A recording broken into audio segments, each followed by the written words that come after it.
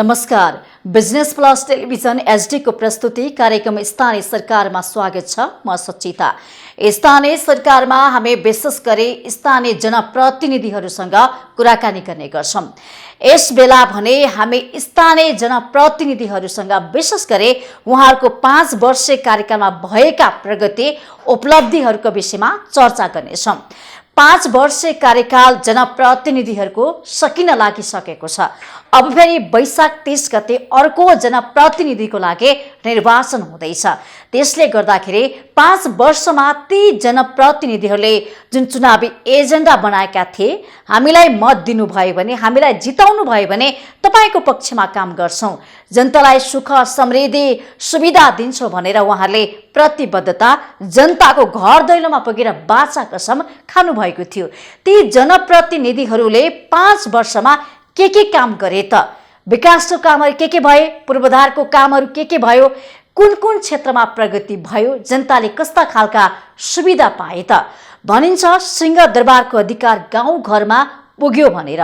त्यो अधिकारको अनुभूति जनताले गरे कि गरेनन्? आज हामी जनप्रतिनिधिहरूसँग यो प्रश्न सोध्नेछौँ र उहाँहरूले कसरी काम गर्नुभयो, काम गरेको अनुभवहरू, चुनौतीहरू, सम्भावनाहरू, अवसरहरू के कस्ता रहे, कसरी काम गर्नुभयो, यावत विषयमा कुराकानी गर्नेछौँ। र विशेष गरी हामी यो स्थानीय सरकारमा विभिन्न गाउँपालिका, नगरपालिका, वडा लगायतका विषयमा संवाद गर्नेछौँ। आज हामी तेमाल गाउँपालिकाको वडा नम्बर 6 को अवस्थाको विषयमा चर्चा गर्नेछौँ। वडा नम्बर 6 जुन 5 वर्ष अगाडि जनप्रतिनिधि नहुँदाखेरिको कस्तो थियो, जनप्रतिनिधि वडाले पाइसकेपछि कस्तो भयो, के कुरामा सुधार भयो, विकास भयो, नयाँ कुरा निर्माण भयो कि भएनन्, जनताले रोजगार पाए कि पाएन, खानेपानी, शिक्षा, स्वास्थ्य, पर्यटन, कृषि यावत विषयमा के कस्ता सम्भावना, प्रगति भए, उपलब्धि भए, जुन जनताले हिजो बिरामी हुँदाखेरि उपचार पाउँदैन थिए, उपचार पाउनको लागि स्वास्थ्य चौकीहरू, अस्पतालहरू निर्माण भए कि भएनन्, पढ्न पाएका थिएन, पढ्नको लागि टाढा जानु पर्थ्यो, विद्यालयहरू खोले कि खोलेनन्, यावत विषयमा कुराकानी गर्नेछौँ। र आज हामीले वडा नम्बर 6 का वडा अध्यक्ष तेमाल गाउँपालिकाका बिकु लामा तामाङज्यूलाई आजको स्थानीय सरकारमा बोलाएका छौँ। यसलाई स्वागत छ। नमस्कार, धन्यवाद। 5 वर्षे कार्यकाल समग्रमा तपाईँको अनुभवले कस्तो रह्यो? सुखद दुःखद? 5 वर्षे कार्यकाल मेरो विचारमा मैले भन्नुपर्दा योभन्दा अगाडिको समयभन्दा बिल्कुलै फरक भएको हो कि जस्तो महसुस भएको छ। त्यो सबै कुराहरू भनेको मैले भन्नुभन्दा पनि जनताले प्रत्यक्ष रूपमा देखे बोकेको कुराहरू हो। त्यो हिसाबले मैले मेरो सोचमा मैले चाहिँ यहाँ भन्दै गर्दाखेरि भोलिका दिनहरूले कस्तो परिणाम आउँछ भन्ने त छुट्टै कुरा हो। यहाँ जनताले महसुस गरे अनुसारको चाहिँ भएको जस्तो महसुस गरेको छु। भनेपछि तपाईँले 5 वर्षमा जनताको घरमा 5 वर्ष अगाडि जाँदाखेरि यो काम गर्छु भनेर मत माग्नु भएको थियो नि, त्यो मतको सम्मान गर्नुभएको छ? जुन हामीले स्थानीय निर्वाचन 2014 सालमा हुँदै गर्दाखेरि हामी प्रत्येक जनताको घर दैलोमा, घर घरको तेमाल गाउँपालिका वडा नम्बर 6 मेरो वडाको घर घरमा, घर दैलोमा पुग्दाखेरि हामीले हाम्रो पार्टीलाई जितायो भने, हामीलाई जितायो भने हामीले यो गर्छ भन्ने किसिमले प्रतिबद्धता गरेको थियो, बाजो गरेको थियो। हामीले पार्टीले एउटा चाहिँ हामीले घोषणापत्र पनि निर्माण गरेको थियो, जस अनुसारको काम मलाई लाग्छ बीचमा अवरोधहरू विभिन्न किसिमका आए। यसमा यहाँ सबैले थाहा भएको कुराहरू हो।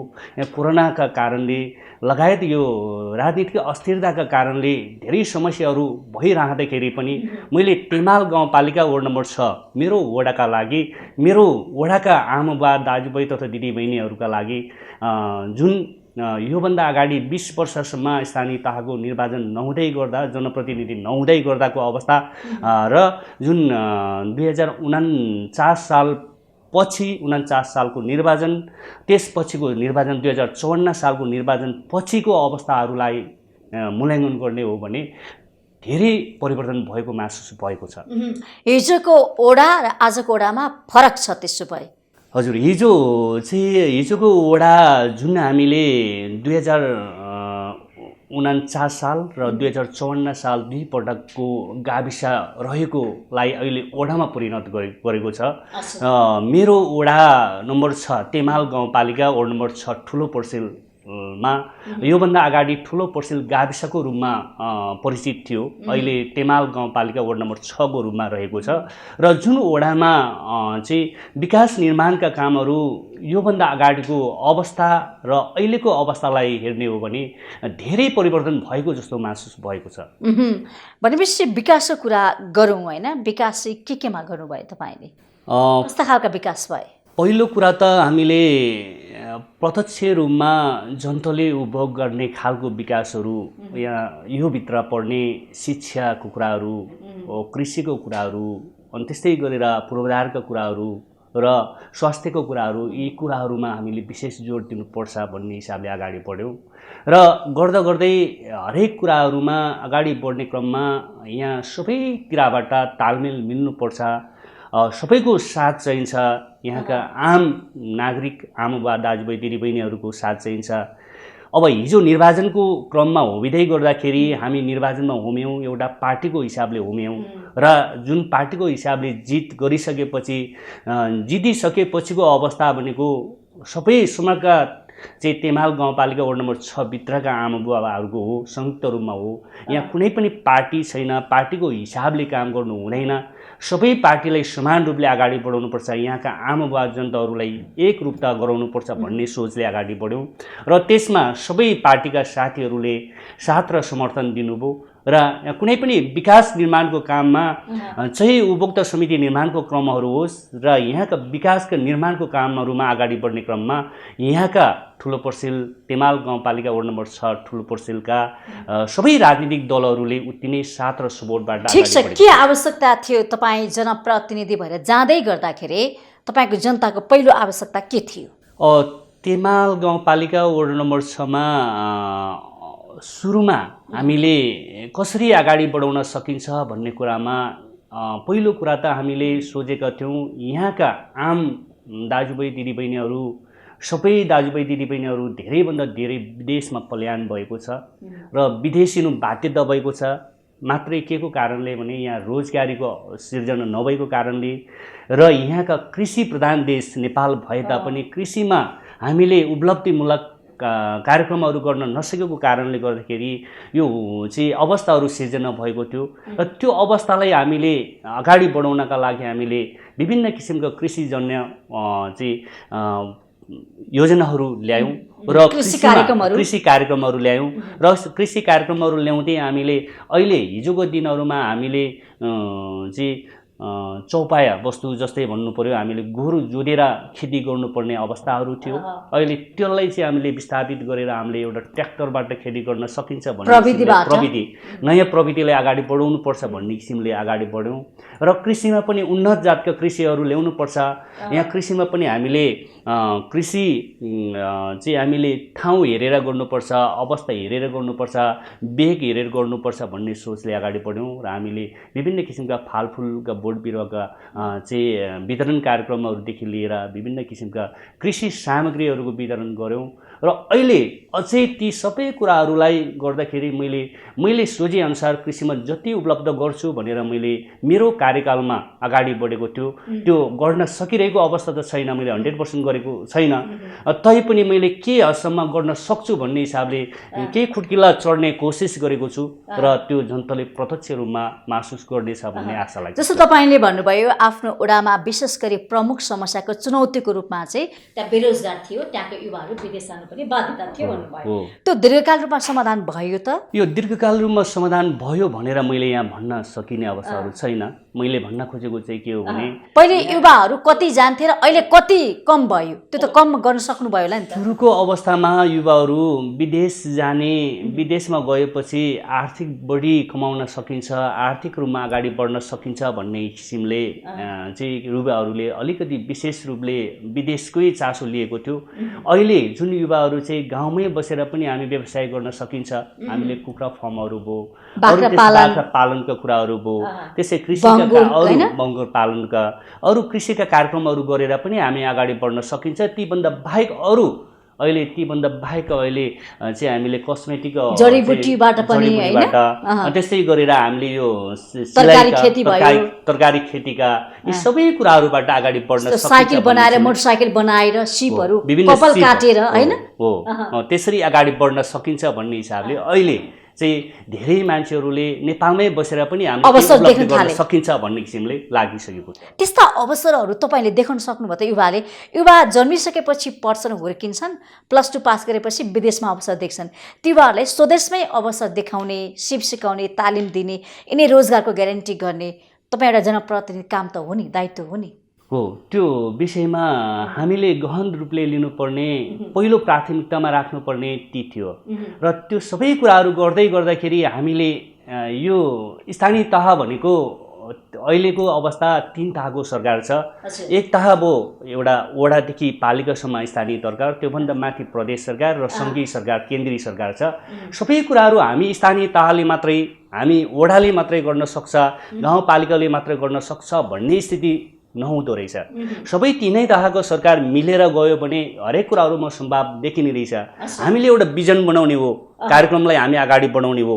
वडादेखि पालिकादेखि हामी चाहिँ यो यसरी जानुपर्छ। हाम्रो गाउँमा, मेरो वडामा यतिजना बेरोजगार साथीहरू हुनुहुन्छ, यी सबै साथीहरू बेरोजगार हुनको कारण यो हो। यसलाई चाहिँ यसरी चाहिँ हामीले प्रोग्राम कार्यक्रमहरू बनाएर, योजनाहरू, प्लानिङहरू बनाएर यसरी अगाडि बढ्नुपर्छ भन्ने किसिमले हामीले सम्बन्धित वर्ग अनुसारको लक्षित कार्यक्रम ल्याउनु पर्छ भन्ने कुरा चाहिँ तपाईँले बनाउनु पर्थ्यो।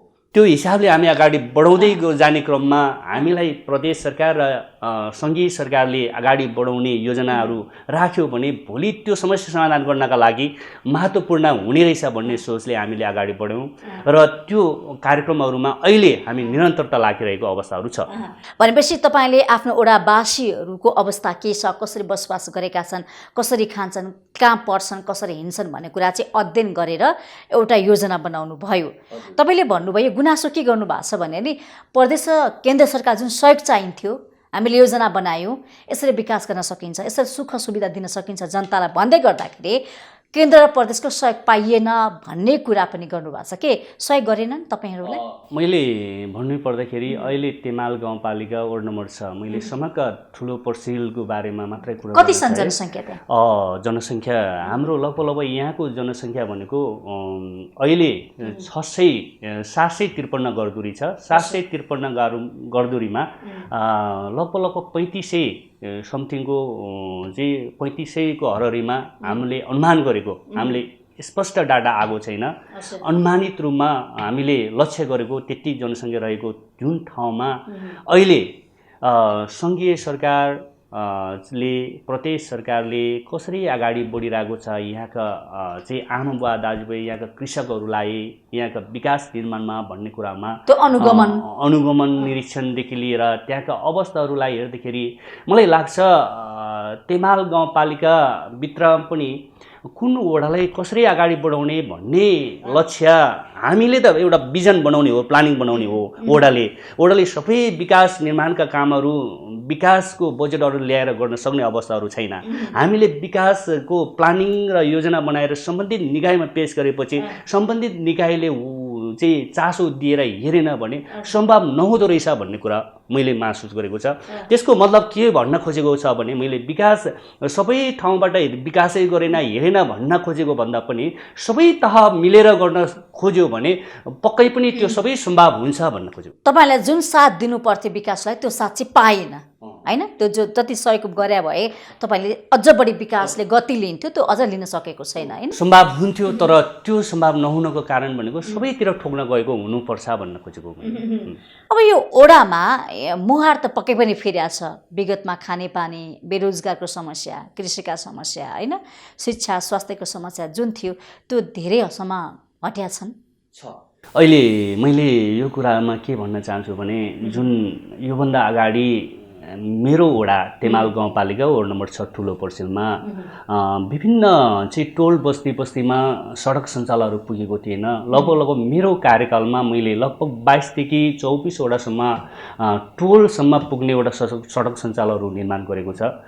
त पिच छन् त्यो पिचको कुराहरूमा चाहिँ मैले अब सडक सञ्चालन नयाँ ट्र्याक बनाएको छ, नयाँ ट्र्याक त्यो एकैचोटि पिच हुनको लागि, त्यहाँ ग्राभल हुनका लागि स्थायी रूपमा सञ्चालन वर्षे हिउँदे वर्षे सधैँ सञ्चालन नियमित रूपमा सञ्चालन गर्नका लागि बजेटको अभावको कारणले त्यो सम्भव भएको छैन। तर मैले चाहिँ अब सम्बन्धित निकायसम्म यो भूकम्पको कारणले गर्दाखेरि यो आवास निर्माण गर्नुपर्ने बाध्यता थियो, सबैको घर भूकम्पले क्षतिग्रस्त भएको थियो र आवास निर्माण गर्ने क्रममा पनि त्यहाँ ढुवानीहरू ट्रान्सपोर्टेसन गर्नका लागि, ढुवानीहरू पुर्याउनका लागि सडक सञ्जालको आवश्यकता भएको कारणले मैले सडक सञ्जालहरू पुर्याएको थियो र पुर्याइसकेको अवस्थाहरू छ। त्यहाँ मात्रै अहिले भनेको त्यहाँ दीर्घकालीन सञ्चालन गर्नका लागि, नियमित सञ्चालन गर्नका लागि त्यहाँ पिच गर्नुपर्ने, ग्राभल गर्नुपर्ने, त्यहाँका ढल निकासहरू निकाल्नुपर्नेदेखि लिएर यावत कुराहरू धेरै बाँकी रहेको अवस्थाहरू छ। हामीले यहाँ मेरो 5 वर्षको कार्यकालमा मलाई लाग्छ मेरो वडामा 5 वर्षको कार्यकालमा वडा अध्यक्षको हिसाबले मैले बाँडफाँड गर्न पाएको बजेट भनेको लगभग 2 करोड 50 लाखको हरहरीमा होला। मलाई लाग्छ त्योभन्दा बढी छैन। मात्रै हामीले 2 करोड 50 लाख मात्रै मेरो वडामा म वडा अध्यक्ष भयो, मैले त्यो मात्र बजेट बाँडफाँड गर्नुपर्छ भन्ने हिसाबले बस्यो भने भोलि त्यहाँका विकासहरू, हरेक विकासहरू सम्भावना देखेन। त्यसैले मैले सम्बन्धित ठाउँमा चाहिँ गजगजाएर सम्बन्धित ठाउँमा चाहिँ हामी छलफलमा बसेर सरसल्लाह गरेर बजेट वृद्धिको लागि स्थानीय स्रोत साधन खोज्ने काम गर्यौं र जस अनुसार चाहिँ मैले तेमाल गाउँपालिका वार्ड नम्बर 6 मा चाहिँ मैले एउटा स्वास्थ्य चौकी पनि अहिले पक्की भवन, सुविधा सम्पन्न पक्की भवन स्वास्थ्य चौकी भवन चाहिँ हामीले 2 करोड 50 लाखको भवन निर्माण गरिसकेको अवस्था छ र त्यो भवन निर्माण गर्नु, भौतिक संरचना निर्माण गर्नु मात्र ठुलो कुरा होइन। भोलि भौतिक संरचना निर्माण गरेपछि त्यहाँबाट दिने सेवा सुविधा कसरी अगाडि बढाउन सकिन्छ, दिन सक्छ कि सक्दैन भन्ने चुनौतीहरू अहिले जति समस्या समाधान हुँदैछ र त्यसमा चुनौती पनि थप हुँदैछ जस्तो लाग्छ मलाई। अब त्यो ठाउँबाट कसरी चाहिँ हामीले सेवा सुविधाहरू, सुविधा सम्पन्न भवन आरसीसी भवनबाट कसरी सेवा सुविधाहरू दिन सकिन्छ भन्ने हिसाबले लागि परेको छ। मलाई लाग्छ अब आउने जनप्रतिनिधिहरूले, अब म आफू पनि दाबीदार छ त्यो विषयमा र भोलि जो आए पनि मेरो प्लानिङ योजना अनुसार चाहिँ त्यहाँ एउटा एमबीबीएस डाक्टरसम्म राख्न सक्यो भने, त्यहाँ चाहिँ ल्याब एउटा स्थापना गर्न सक्यो भने त्यहाँका आम ठुलो पर्सेलवासी आमाबुवा दाजुभाइ दिदीबहिनीहरूले ठुलो पर्सेल स्वास्थ्य चौकी भवन ठुलो छ, भौतिक संरचना राम्रो छ र त्यहाँबाट दिने सेवा सुविधा पनि राम्रो भयो भन्ने किसिमको महसुस गर्न सकिन्छ जस्तो लाग्छ। र तीभन्दा बाहेकका त्यहाँका स्कुलहरू हामीले निर्माण गऱ्यौँ। स्कुलको भवन राम्रो छ, स्कुलको भवन मात्र राम्रो भएन, अहिले धेरै ठाउँबाट, धेरै ठाउँहरूबाट चाहिँ शिक्षामा राम्रो भएन, गुणस्तर शिक्षा भएन भन्ने कुराहरू धेरै चाहिँ न्युजहरूमा, समाचारहरूमा आइरहेको अवस्थाहरू छ। त्यसले सुधार गर्नका लागि, शैक्षिक गुणस्तर गर्नका लागि पनि धेरै कार्यक्रमहरू हाम्रो तेमाल गाउँपालिका वार्ड नम्बर 6 ले एउटा फरक ढङ्गबाट अगाडि बढ्न सकिन्छ कि भन्ने सोचले अगाडि बढिरहेको अवस्थाहरू छ र ती कुराहरूमा हामीले भौतिक संरचना मात्रै राम्रो भएर भएन, त्यहाँका शैक्षिक गुणस्तरहरू पनि हुनुपर्छ भन्ने सोचले मैले मेरो वडाले थोरै बजेटबाट चाहिँ एउटा प्रभावकारी कार्यक्रमहरू सञ्चालन गर्नुपर्छ भन्ने सोचले वक्तित्व कला प्रतियोगिता, निबन्ध प्रतियोगिता, हाजिरी जवाब प्रतियोगिता, खेलकुद कार्यक्रमहरू लगायतका धेरै कार्यक्रमहरू गरिरहेको अवस्थाहरू छ र यो अहिलेको अवस्थामा चाहिँ हामीले चाहिँ यो अहिले कार्यकाल सकिँदै गरेको अवस्थामा पनि आजका दिनसम्म पनि मैले तेमाल गाउँपालिका वार्ड नम्बर 6 ठुलो पर्सेलले कक्षा 8 को परीक्षालाई चाहिँ केन्द्रीकृत रूपमा परीक्षा सञ्चालन गर्दै चाहिँ राज्यको नर्म्स नेममा केन्द्रीकृत हुनुपर्छ भन्ने छ, तर केन्द्रीकृत परीक्षा सञ्चालन भएको अवस्थाहरू छैन। तर मेरो वडाले चाहिँ मैले गर्नुपर्छ भन्ने सोचले अहिले मेरो वडामा रहेको 6 वटा विद्यालयहरू मध्येमा 2टा चाहिँ विद्यालयहरू चाहिँ आबी विद्यालयहरू र मावि विद्यालयको चाहिँ केन्द्रीकृत परीक्षा सञ्चालन गरेर अहिले उत्कृष्ट जीपीए ल्याउने, उत्कृष्ट हुने विद्यार्थीको लागि वडाले सम्मानसहित प्रमाणपत्र, नगद सहितको सम्मान प्रमाणपत्र दिने किसिमले अगाडि बढिरहेको अवस्थाहरू छ।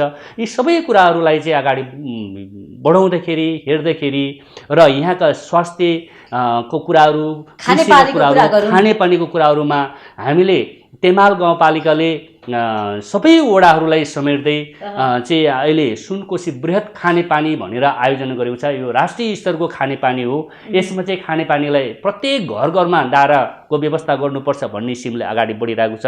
त्यो मात्र नभइकन त्यसका साथसाथै तेमाल गाउँपालिका वार्ड नम्बर 6 भित्रै रहेका चाहिँ खानेपानीलाई पनि हामीले हरेक मुहान भएका स्रोत भएका चाहिँ ठाउँहरूमा हामीले पहिचान गरेर त्यहाँबाट ल्याउनका लागि वडाले सानो सानो बजेटदेखि लिएर सबै कामहरू अगाडि बढाउनु पर्छ भन्ने किसिमले खानेपानीलाई पनि प्राथमिकता दिएको छ।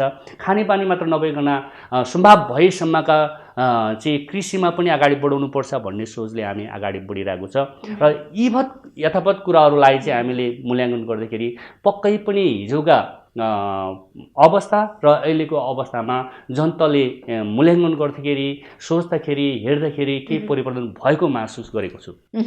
जस्तो कि यहाँले खानेपानीमा सुधार भएको छ भन्नुभयो नि होइन, सँगसँगै जस्तोको फोहोरको कुरा हुनसक्छ, फोहोर मैलाहरू होइन, बत्तीको कुरा हुन सक्ला, पर्यटनको, कृषिमा भन्नुभयो, बजार छ कि छैन, बजारको लागि व्यवस्था गरिदिएको छ कि छैन, ओडाले के छ?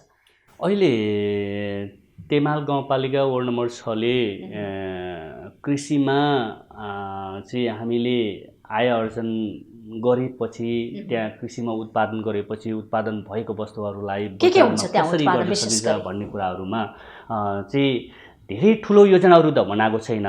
अहिले जति छ बजारको प्रत्येक घर घरसम्म कृषि रहेको ठाउँसम्म पुग्ने सडक सञ्चालन भएको कारणले गर्दाखेरि र प्रत्येक चाहिँ दिन अथवा चाहिँ प्रत्येक टोल टोलमा बस्ती बस्तीमा सडक सञ्जाल पुगेको कारणले गर्दाखेरि त्यहाँ चाहिँ उत्पादन भएको वस्तुहरू ठुलो पर्सेलमा उत्पादन भएको वस्तुहरूलाई बेच्ने बजार भनेको चाहिँ मलाई लाग्छ तामागढ चाहिँ यता बगुन्डे र दुलखेल बनेपाउने हो, यता ल्याउनेको चाहिँ भइरहेको छ। अब यो सबै उत्पादन भएको वस्तुहरूलाई यहाँसम्म ल्याउनका लागि चाहिँ एकदमै चाहिँ कृषकहरू अगाडि बढिरहेको अवस्थाहरू छ र मलाई लाग्छ ती उत्पादन भएको वस्तुहरूलाई हामीले त्यहाँसम्म ल्याउनका लागि एकदमै कोसिस गरेको छ र त्यो चाहिँ ओडाले त्यो किसिमको भूमिका निर्वाह गरिरहेको छ। हामीले यातायातको सुविधाहरूको त्यसको लागि अलिकति जटिल रूपले हेर्दै अगाडि बढाइरहेको छ। भनेपछि त्यहाँ स्थानीय स्तरमा उत्पादन भएका वस्तुहरूले बजार पाएका छन्, यस्ता समस्याहरू छैन? अहिले छैन, त्यस्तो समस्याहरू छैन। यहाँ जुन ठाउँमा उत्पादन भएको वस्तुहरूलाई सम्बन्धित ठाउँसम्म पुर्याउनका लागि एकदमै सहज भएको अवस्थाहरू छ र त्यसका साथसाथै मैले भन्नुपर्दाखेरि कृषि मात्रै सबै कुरा होइन भन्ने कुरा हो। अहिले त्यसका साथसाथै अब ठुलो पर्सेल चाहिँ अब तेमाल गाउँपालिका त्यत्तिकै इतिहास बोकेको गाउँपालिका हो।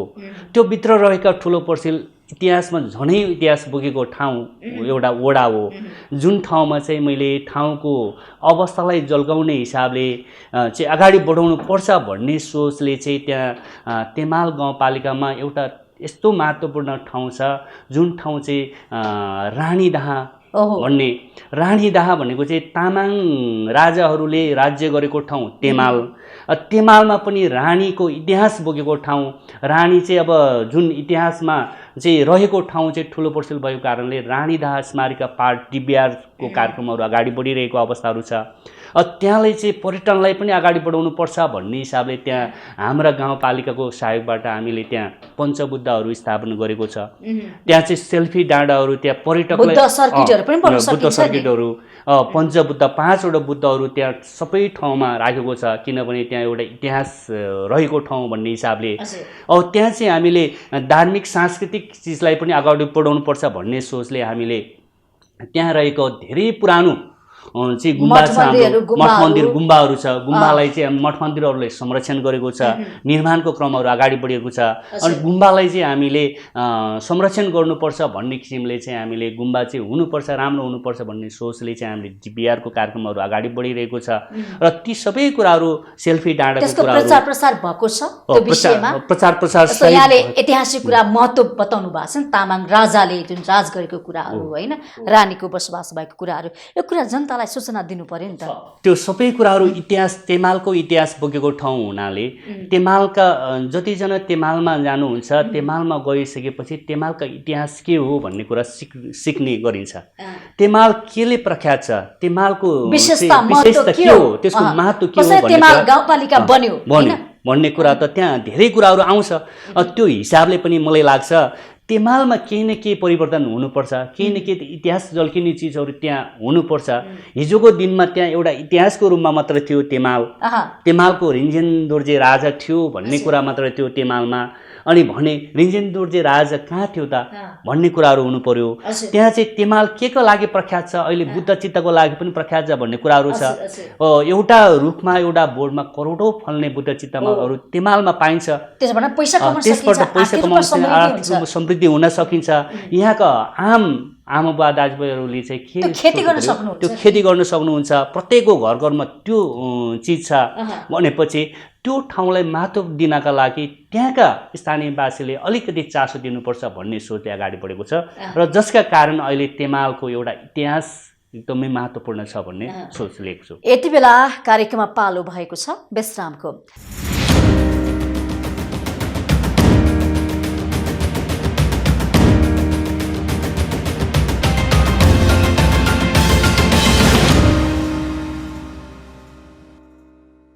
विश्रामपछि फेरि पनि स्वागत गर्दछु कार्यक्रम स्थानीय सरकारमा। आज हामी तेमाल गाउँपालिका वडा नम्बर 6 को विषयमा चर्चा गरिरहेका छौँ। त्यहाँका वडा अध्यक्ष विकुलामा तामाङज्यूसँग हामी कुराकानी गरिरहेका छौँ। फेरि पनि यहाँलाई स्वागत छ। धन्यवाद। अब यो तेमालको छुट्टै विशेषता, मौलिकता, ऐतिहासिक महत्त्व छ हैन।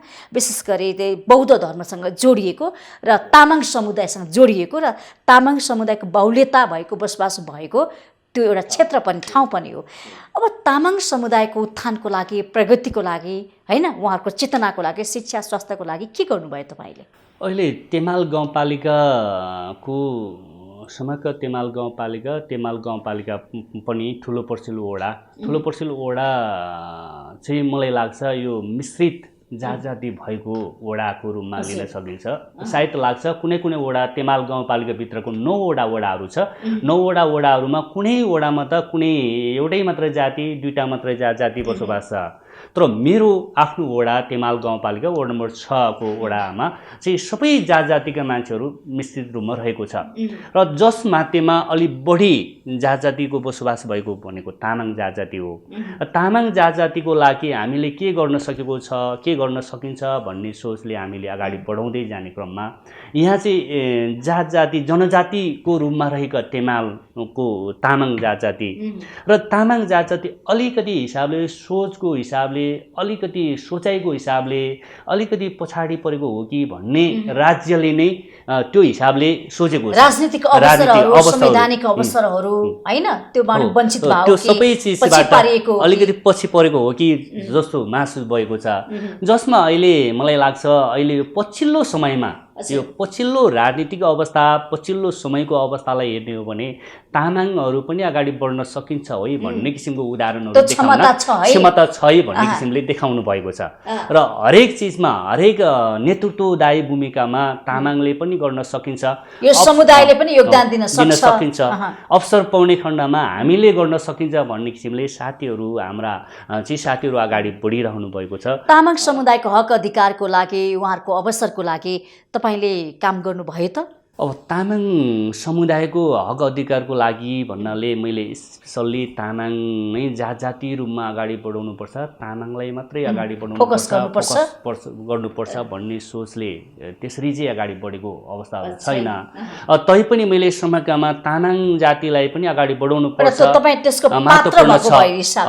भन्ने हिसाबले चाहिँ अगाडि बढेको छ। मैले योभन्दा अगाडि पनि एउटा म चाहिँ विशेष गरेर योभन्दा अगाडि जुन स्थानीय निर्वाचन 2074 मा होमिँदै गर्दाखेरि, अगाडि बढ्दै गर्दाखेरि मैले लगभग 17 वर्षसम्म टिचर भएर काम गरेँ। एउटा विद्यालयमा शिक्षक भएर काम गरेँ र शिक्षक भएर काम गर्दाखेरि पनि मैले लगभग 3 वर्ष चाहिँ त्यहाँको प्रिन्सिपल, त्यहाँको हेडमास्टर भएर पनि काम गरेँ र त्यो मात्र नभइकन मलाई अलिकति साहस सजिलो भएको कारण चाहिँ त्योभन्दा अगाडि मैले चाहिँ एउटा सङ्घ संस्थामा काम गर्न पाएको अवसरका कारणले गर्दाखेरि पनि, एउटा संस्थामा काम गरेको अवसरका कारणले 2004 लगभग 2004 देखि चाहिँ मैले लगभग निरन्तर 10-15 वर्षसम्म एउटा संस्थामा बसेर पनि काम गरेँ।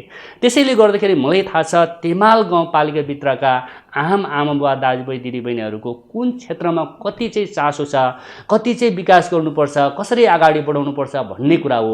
तपाईसँग भिजन छ, योजना छ, तपाईँ गर्न सक्नुहुन्छ। त्यही हिसाबले मैले राजनीति क्षेत्रमा अलिकति होमिँदाखेरि सक्रिय भएर लाग्यो भने मैले यो गर्न सक्छ भन्ने एउटा आत्मविश्वास भएर मैले अगाडि बढ्यौँ र मैले शिक्षक पेसाबाट छोड्दै गर्दाखेरि मैले त्यो किसिमको प्रतिबद्धता पनि दिएको थियो। म अब राजनीति क्षेत्रमा चाहिँ म एउटा जनताको जनप्रतिनिधि भएर जनताको हितका लागि काम गर्छु भन्ने किसिमले अगाडि बढेको थियो र म यसरी चाहिँ मैले नेतृत्व लियो भने भोलि यहाँका आम आमाबुवा दाजुभाइ दिदीबहिनी लगायतका यहाँका राजनीतिक दलका साथीहरूदेखि लिएर यहाँका समाजसेवी बुद्धिजीवी सबैले साथ दिनुहुन्छ र सबै साथीहरूलाई सँगसँगै लगेर म जान्छु भन्ने किसिमले अगाडि बढेको थियो, जसअनुसार मैले धेरै कुराहरूमा अगाडि बढेको जस्तो लाग्छ। यो तपाईँ वडा अध्यक्ष जुन अवसर तपाईँले पाउनुभयो, जनताले तपाईँलाई जिताए नि, त्यो जितलाई तपाईँले चाहिँ काम गरेर देखाउनु भएको छ। सफल वडा अध्यक्ष मैले भन्न सक्छु।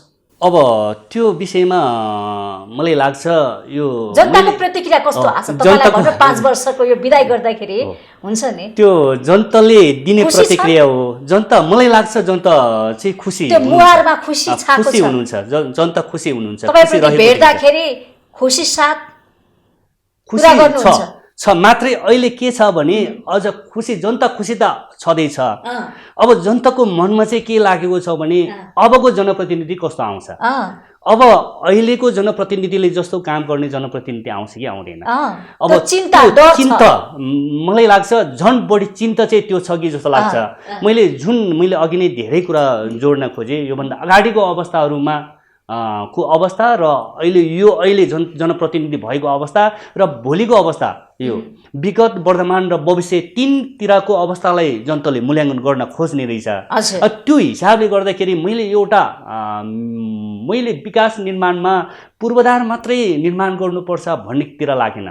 अब हजुरले भन्नुभयो सिंहदरबारको अधिकार गाउँ गाउँमा भन्ने कुरा भयो। सिंहदरबारको अधिकार गाउँ गाउँमा सिंहदरबार मात्र भएर भएन, दरबारभित्रबाट दिने सुशासनको अवस्थाहरूलाई कति अगाडि बढाउन सकेको छ त। यहाँ भ्रष्टाचारहरू भएकै भएन, यहाँभित्र यहाँका कुराहरूमा जनताले कतिसम्म चाहिँ साहस रूपले सेवा सुविधाहरू लिन पाए भन्ने कुरामा बढी ठोकिने कुराहरू त्यो हो। ठिक छ, तपाईँले भनिरहँदाखेरि जनताको एउटा चिन्ता तपाईँलाई बिदाई गरिरहँदाखेरि अबको जनप्रतिनिधि कस्तो आउँछ, हाम्रो हितमा सोच्ने आउँछ कि आउँदैन, हाम्रो लागि भन्ने सोचिदिने जनप्रतिनिधि हामीले पाउँछौँ कि पाउँदैनौँ चिन्ता छ भन्नुभयो नि।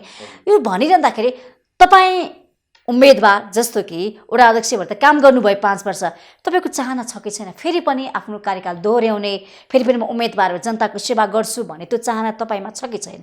तपाईँ आकाङ्क्षी हो कि होइन? म चाहिँ अहिले यहाँ भन्दै गर्दाखेरि हजुरको मिडियामा यो कुरा गर्दै गर्दाखेरि मैले योभन्दा अगाडि नै मैले एउटा पार्टीमा एउटा आकाङ्क्षाको रूपमा मैले जाहेर गरिसकेको छ। सम्बन्धित पार्टीले त्यो विषयमा पक्कै पनि पार्टीले मूल्याङ्कन गर्नुहुन्छ, कस्तो जनप्रतिनिधिले कस्तो काम गरिरहेको छ भन्ने बारेमा पार्टीमा धेरै साथीहरू, धेरै विज्ञ साथीहरू, धेरै नेतागणहरू हुनुहुन्छ। पक्कै पनि साथीहरूले त्यसको विश्लेषणदेखि लिएर त्यसको मूल्याङ्कन गर्नुहुन्छ र मलाई लाग्छ जनतालाई सेवा दिने खालको जनप्रतिनिधि हामीले पार्टीले पठाउनुपर्छ, जनताको मन जित्ने खालको जनप्रतिनिधि चाहिँ जनताको माझमा पठाउनुपर्छ भन्ने किसिमले पार्टीले लिनुहुन्छ। त्यसरी अगाडि बढाउँदै जाने क्रममा मैले त एउटा सिस्टम बसालिसकेको अवस्थाहरू छ।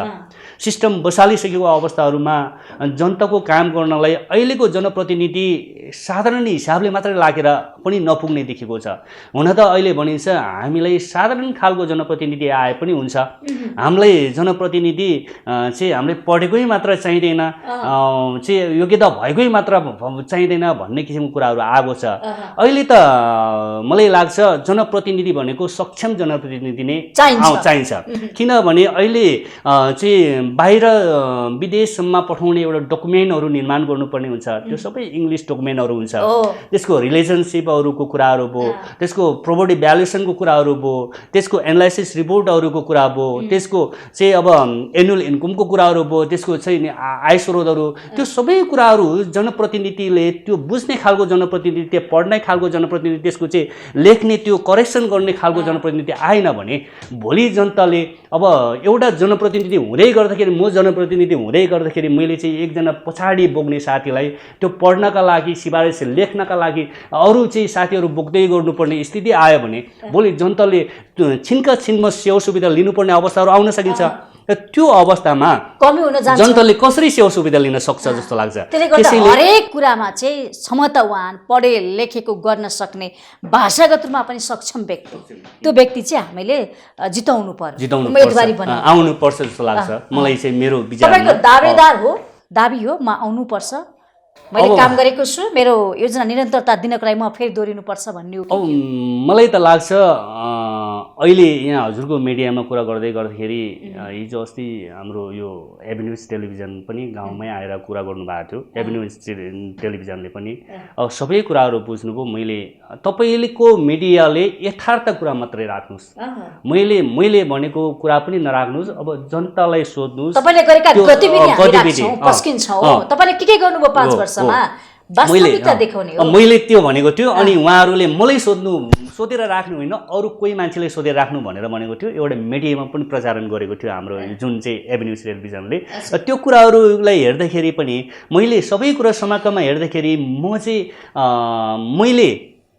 म उठ्छु भनेर भन्दा पनि जनताले फल्ना चाहिएको हो कि जस्तो महसुस भइरहेको छ मेरो चाहिँ विचारमा। तपाईँ फेरि आइदियोस् भन्ने कुरा चाहिँ जनताको चाहना हो, मेरो चाहना भन्दा पनि जनताको चाहना चाहिँ हो कि जस्तो लाग्छ। त्यो हिसाबले मैले एउटा दाबी गरेको छ। जनताले चाहिँ अब अहिले पनि सबै जनताहरूले हाम्रा आमा दाजुभाइ दिदीबहिनीहरूले तिमी नै उठ्यो भने, तिमी नै आयो भने जनप्रतिनिधिमा अलिकति राम्रो हुन्छ हैन, तिमीले गरेको अधुरो कामहरू पनि अब तिमीले पुरा गर्न सकिन्छ कि अब भन्ने किसिमले सोच अगाडि बढिरहेको छ। नयाँ मान्छे आउँदा अलि अल्मलिन्छ हैन। अब यो भन्दा अगाडिको अवस्थाहरूमा त हामीलाई अब यो धेरै कुराहरू समस्याहरू त भइहाल्यो नै। हामी स्थानीय तहको निर्वाचन 2074 सालमा निर्वाचित हुँदै गर्दाखेरि हामी बस्ने ठाउँ थिएन, हामीलाई कानुन थिएन, ती सबै कुराहरूबाट त हामी धेरै समस्यामा थियो। तर अहिलेको अवस्थामा त धेरै कुराहरू अगाडि बढिरहेको छ। अहिलेको जनप्रतिनिधिहरू त आएर ठाउँमा बसेर विकास निर्माणमा, योजनामा, कानुन बनाउने, कानुन पनि कतिपय कानुन बनाइसकेको अवस्थाहरू छ। बीचबीचमा कानुन त्यो बनाएको जनता के चाहन्छ, जनताको अवस्था के हो हैन, कसरी काम गर्नुपर्छ तपाईहरुले धेरै कुरा थाहा पाइसक्नु भएको छ। धेरै थाहा पाइसक्यो, अहिले थाहा पाइसकेको छ। त्यसैले गर्दाखेरि अबको आउने जनप्रतिनिधिले भनेको सिधै जनताको सामु विकास गर्ने हो। त्यो हरेक कुराहरूमा, भौतिक निर्माणदेखि कुराहरूमा, प्रशासनिक भवन बनाउनेदेखि कुराहरूमा धेरै रोमुल्नु पर्ने अवस्थाहरू छैन। त्यसैले अब विकास देखाउने खालको विकास गर्ने सक्ने अवस्था यो समय छ। त्यसैले मलाई लाग्छ मैले भन्दा पनि जनताले चाहिँ मलाई मागिरहेको हो कि जस्तो महसुस भयो। त्यसो भए तपाईँको उम्मेदवारी तपाईँको व्यक्तिको लागि भने पनि जनताको लागि, आफ्नो ओडाको लागि तपाईँ लड्दै हुनुहुन्छ, टिकट दिन्छ पार्टीले, ढुक्क हुनुहुन्छ के छ? अब पार्टीमा दाबीदार साथीहरू धेरै हुनुहुन्छ। अहिले गठबन्धनको कुराहरू किन टिकट दिने त? गठबन्धनको कुराहरू पनि आइरहेको छ। अब मलाई लाग्छ मैले पार्टीमा अब साथीहरूले कसरी अगाडि बढेको छ, लबिङको कुराहरू पनि आउँछ भन्छ पार्टीभित्र, त्यो मलाई थाहा भएन। मलाई लाग्छ मैले पार्टीको कोही साथीहरूलाई मलाई टिकट चाहिन्छ, मलाई टिकट दिनुपर्छ भनेर भनेको छैन। सायद मलाई लाग्छ मैले भन्दा पनि जनताहरूले चाहिँ साथी जुन सम्बन्धित नेतागणहरूलाई चाहिँ घोचगिराएको हो कि जस्तो चाहिँ लाग्छ। मलाई त त्यो छैन। तर जनताले चाहिँ फल्ला नै हुनुपर्छ भन्ने किसिमले गयो भने भोलि त्यहाँ काम गर्नलाई चाहेको त जनता हो। भोलि निर्वाचित भएको अवस्थामा पनि कसको त नेता भनेको? नेताको त जनताको हो। जनता भएन भने नेता कसरी हुने? त्यो हिसाबले पनि मलाई लाग्छ मलाई चाहिँ ल्याउनका लागि जनताहरू नै अगाडि बढेको हो कि जस्तो महसुस गरिरहेको छ। जनताले त चाहेका छन् तपाईँलाई, पार्टीले पनि अब पार्टीको नै भूमिका रहन्छ नि त। पार्टीले चाहेको छ कि छैन, पार्टीले तपाईँलाई उम्मेदवार दिन्छ कि दिँदैन, त्यो पनि हो नि त प्रमुख कुरा। पार्टीले अब मैले के भनेको छ तपाईँलाई, उठ्नुहोस् टिकट दिन्छु, आफ्नो तयारी गर्नुहोस् भनेको छ, तपाईँ तयारीमा लाग्नु भएको छ? पार्टीले त्यो हिसाबले राजीनामा दिनुपर्छ भन्ने कुरा आछ हो, राजीनामा दिनुपर्छ भन्ने कुराहरू छ। अब मैले भनिहालेँ अब यो वडा अध्यक्ष आउनु भनेको के कमाउँछ के व्यक्तिगत रूपमा के स्वार्थ बोकेर कोही कसै त्यसरी लागेको छ भने त्यो बिल्कुलै गलत हो। म यो क्षेत्रमा गएर पैसा कमाउँछु, यो क्षेत्रमा गएर मेरो चाहिँ आफ्नै मात्र मान्छेहरूले जागिर खुवाउँछु, दुनियाँ त्यो गर्छु भनेर लाग्यो भने मैले त्यो गाह्रो छ भनेर भन्छु। र अब आउने जनप्रतिनिधिहरूलाई पनि म के भन्न चाहन्छु भने त्यसको लागि म लागि पर्नेछ त्यो सम्भव छैन। जो कोही जनप्रतिनिधि आए पनि वडामा आएर वडाको बजेटलाई हिनामिना गरेर वडाको बजेटलाई चाहिँ चुस्त र दुरुस्त नगरिकन चाहिँ हरेक किसिमले चाहिँ आफ्नो स्वार्थको लागि अगाडि बढ्यो भने त्यसको लागि खबरदारी गर्ने पहिलो चाहिँ व्यक्ति म आफै पनि हुनेछु यति म आएन भने। अनि अरू कुराहरूमा साथीहरू सबैले मैले अघि नै भनिहाल्यो, साथीहरू सबै साथीहरूले समेटेर अगाडि बढेको छु म।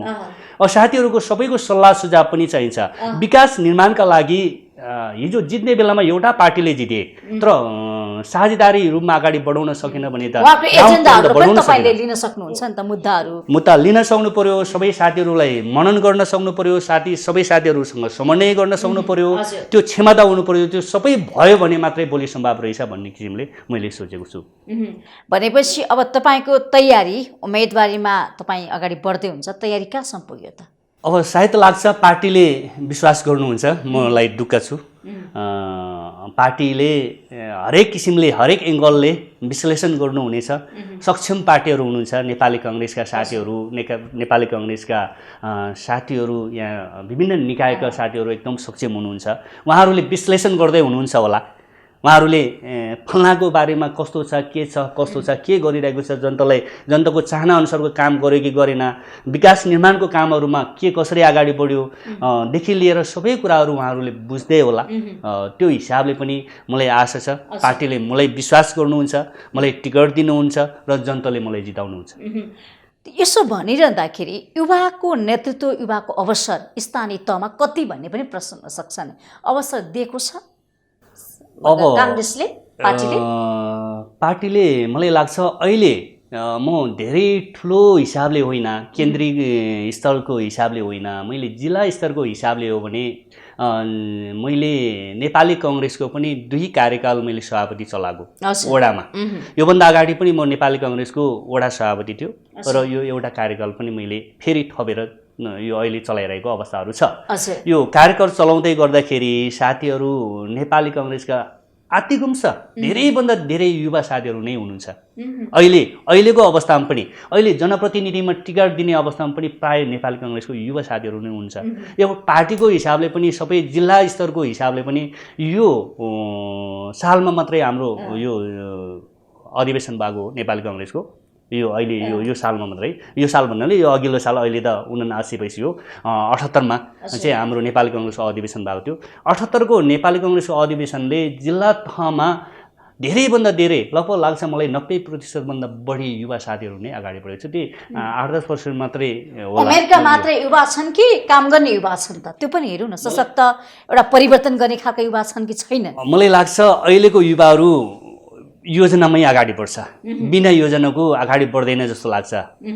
मलाई त्यो हिसाबले पनि लागेको छ। साथीहरूले धेरै कुराहरू उठान गरेको छ र धेरै कुराहरूमा साथीहरूले सेयर पनि भएको छ। हामी यसरी अगाडि बढ्नुपर्छ, भोलिका दिनहरूमा यसरी अगाडि बढ्नुपर्छ र हामीले काम गर्ने भनेको यो किसिमले अगाडि बढ्न सक्यो भने भोलि नेतृत्व हामीले लिन सजिलो हुन्छ, सहज हुन्छ, वातावरण हुन्छ भन्ने किसिमले लागेको छ।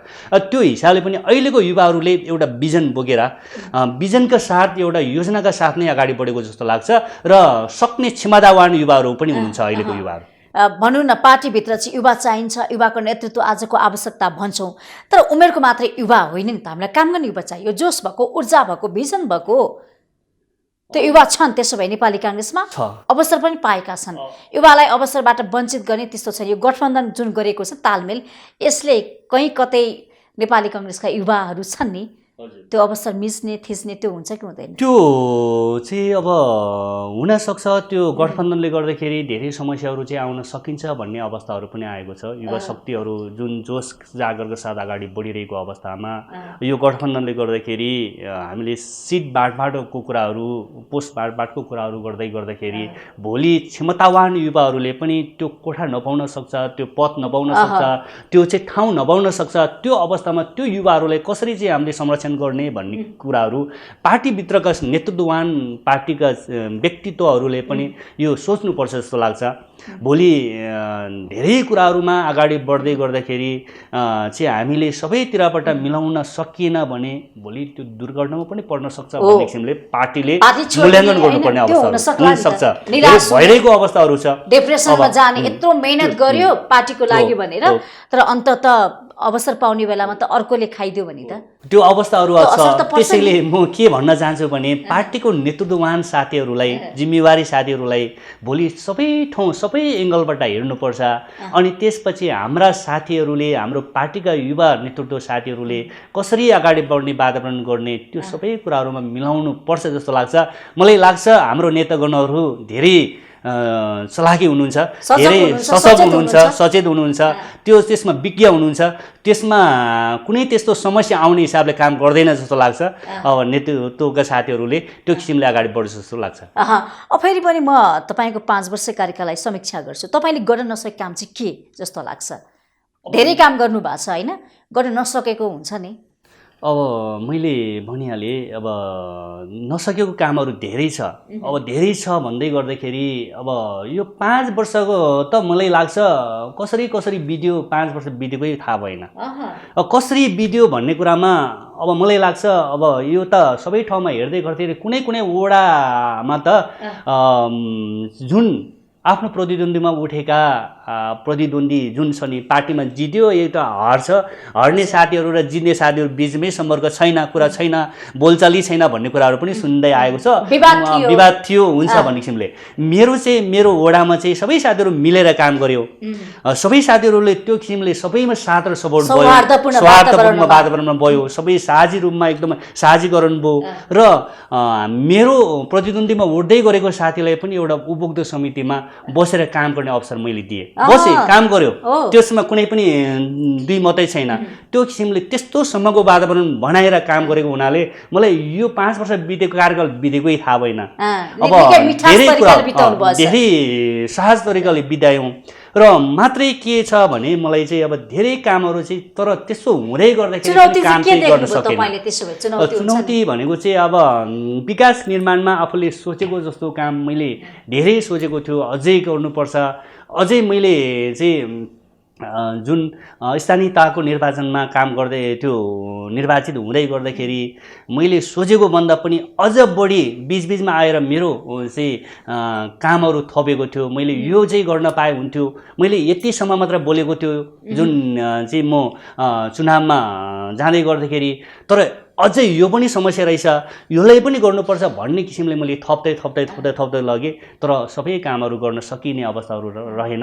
मैले अघि नै भने 3-4 वटा मैले डिपिआरहरूको पनि निर्माण गरेको थियो। मैले सम्बन्धित केन्द्र, जिल्ला, प्रदेशसम्म मैले पुर्याएको थियो, प्रदेश सङ्घसम्म पुर्याएको थियो। तर कुनै पनि योजना मैले ल्याउन सकिने अवस्थाहरू भएन। र मलाई लाग्छ त्यो चाहिँ मेरो अलिकति आगामी दिनमा तपाईले परिपूर्ति गर्नुहुन्छ। त्यसमा धेरै कामहरू बाँकी छ, मैले गर्नुपर्ने कामहरू बाँकी छ। र ती सबै कामहरू, बाँकी कामहरूलाई सहज रूपले चाहिँ एकदम सफल पार्नका लागि अर्को कार्यकाल चाहिँ थप्न पाएँ, अर्को कार्यकालमा चाहिँ नेतृत्व लिन पाएँ। अब यहाँ त दुईवटा कुरा छ, एउटा पार्टीले दिनु पर्यो, टिकट दिनु पर्यो। अर्को कुरा पार्टीले टिकट दिएर मात्र भएन, जनताको प्रिय हुनु पर्यो, जनताले मत दिनु पर्यो। दुईटा चिज छ। सबै भयो भने भोलिका दिनहरूमा यो सबै अपुरो कामहरूलाई चाहिँ 5 वर्षको कार्यकालमा मैले सबै पुरा गर्ने सोच बनाएको छु। अब तपाईले आफ्नो वडावासीलाई अन्त्यमा के भन्न चाहनुहुन्छ? वडावासीलाई अब जुन 2074 सालको निर्वाचनमा मैले प्रत्येकको घरमा गएर मैले नमस्कार गरेको थियो आमा बुवाहरू, दाजुभाइ, दिदीबहिनीहरूलाई। मैले चाहिँ म निर्वाचित भयो भने यहाँहरूको माझमा म केही न केही गरेर देखाउँछु भन्ने किसिमले मैले आशा देखाएको थियो। त्यो सबै आशाहरू मैले पुरा गर्न सकिरहेको अवस्थाहरू छैन। त्यसमा बीचमा विभिन्न समस्याहरू आयो। 2-3 वर्ष त कोरोनाले नै खाइदियो। कोरोनाको बावजुदमा प्लानिङ बनाउँदै गर्दाखेरि पनि त्यो प्लानमा जान सकेन। धेरै त्यसको लागि पनि चुनौतीलाई सामना गर्दै पनि अगाडि बढ्नुपर्ने अवस्थाहरू आयो। त्यसैले त्यो सबै कामहरू हामीले 100% कामहरू गर्न सकेन। त्यसको लागि सम्पूर्ण मेरो तेमालवासी भन्दा पनि तेमालको 6 नम्बर वडाका आमा बुवा दाजुभाइ दिदी बहिनीहरूलाई के अनुरोध गर्न चाहन्छु भने त्यो सबै कामहरू मैले गर्न सकिनँ, तैपनि मैले एउटा काम चाहिँ गरेको छ। मैले सिंहदरबारको अधिकार वडामा भनेर वडामा ल्याएको छ। वडाबाट अनलाइन जन्म दर्ता, अनलाइन बिहा दर्तादेखि लिएर त्यहाँ सबै सिफारिसको कामहरू चुस्त र दुरुस्त साथले एकदम त्यहाँ भइरहेको छ। तपाईँहरूको एकछिन त्यहाँ आउँदाखेरि सबै कामहरू कुनै पनि रोकावट हुने छैन। हिजो हामीले कार्यालय खोज्नुपर्ने अवस्था त्यो अहिले त्यो छैन, वडा कार्यालय स्थापना भएको छ। हाम्रो त्यहाँ चाहिँ हेल्पहाउसको भौतिक संरचना त्यत्रो ठुलो भवन 2.5 करोडको योजना कि चाहिँ भौतिक संरचना भएको छ। त्यहाँबाट चाहिँ हामीले सकभर कोसिस गरेको छ सेवा सुविधा सहज रूपले दिने भनेर, त्यहाँ गर्न बाँकी छ। र ती सबै कामहरू हेर्दै गर्दाखेरि शिक्षा, कृषि, स्वास्थ्य धेरै कामहरू गर्दाखेरि पनि कतिपय अपुरो कामहरू बाँकी रहेको हुनाले मैले ती अपुरो हुनुको कारण भनेको म आफू मात्रै लागेर पनि यो सम्भव नहुने रहेछ। सबै तह र तब्काबाट तिनै तह मिलेर गर्नुपर्ने रहेछ। वडाले मात्रै सम्भव हुँदैन, पालिकाले मात्रै सम्भव हुँदैन, प्रदेश र सङ्घलाई पनि हामीले गुहार्नुपर्ने रहेछ, सङ्घमा पनि दौड्नु पर्ने रहेछ। त्यसमा होला मेरो केही कमी कमजोरीहरू भयो होला, त्यो कमी कमजोरीहरूलाई यहाँहरूले एउटा सल्लाह सुझावको रूपमा मनन गर्दै दिँदै आगामी दिनमा पनि अब पार्टीले विश्वास गरेको खण्डमा, पार्टीले टिकट दिएको खण्डमा यहाँहरूको माझमा फेरि म चाहिँ मत माग्नको लागि म आउनेछु र हिजोका यहाँहरूको बाजा गरेका केही बाँकी अबुरो चाहिँ वचनहरू कामहरूलाई पुरा गर्नेछु भन्दै अब यो टेलिभिजन हाम्रो यो बिजनेस प्लस टेलिभिजनमा बोलाउनु भयो र मेरो के आफ्नो मनमा लागेको कुराहरू यो 5 वर्षको अन्तरालमा 5 वर्षको कार्यकालमा मैले जाने बुझेका बोकेका कुराहरू राख्ने अवसर दिनुभयो। त्यसको लागि यो बिजनेस प्लस टेलिभिजनका हाम्रा म्याम लगायत यहाँ सम्पूर्ण टिमलाई धन्यवाद दिँदै मैले आज यो टेलिभिजनलाई पनि विशेष धन्यवाद दिन चाहन्छु। आज हामीले कार्यक्रम स्थानीय सरकारमा तेमाल गाउँपालिका वडा नम्बर 6 का वडा अध्यक्ष बिकुलामा तामाङज्यूलाई निम्ताएका थियौं। कार्यक्रमबाट म पनि ओझेल पर्छु। बिजनेस प्लस टेलिभिजन एचडी हेर्दै रहनुहोला। नमस्ते।